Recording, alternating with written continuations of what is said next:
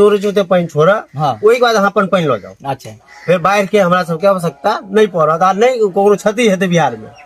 होई की छै वर्षा भेल नेपाल सरकार एके बेर सब फाटक खोल देलक और अहाँ स्टॉक जो के पहले रखे छी तो धीरे धीरे धीरे हमरा दिया हमर सरकार या दोनों सरकार मिलके एगो नहर बनाबा और सब खेते खेते लो जा मतलब मतलब एक स्थायी रूप से हाँ। बना दे जे कि जतऽ से जनता के दिक्कत नहीं हो पानी अपना खेत में पटाबा में। हाँ। जेना नदी छै तै हिसाब से जे छै से नहर बन जाए हाँ। जे जनता के कोनो परेशानी नहीं हो, जखन पानी के जरूरत पड़ले वो नहर के माध्यम से लऽ लेलकै खेत पटवा लेल गाछी पटवा हाँ, के लेल हाँ, हाँ। और बाढ़ो से ऐसा समस्या नहीं है नहीं है। सएह कहऽ चाहै छी हम हाँ ने? हाँ ये अखन मान लिया हमरा सबके उपजा नहीं भऽ रहल है खेत मतलब कल सुखा रहल है वो सब की हेतै कनी नहर से छोड़ते मान लिया 1 किलोमीटर या आधा किलोमीटर पे एगो फाटक बना देते कि भाई एहि एरिया के ई पानी पटा देते। हाँ। भऽ गेल नहर के बात।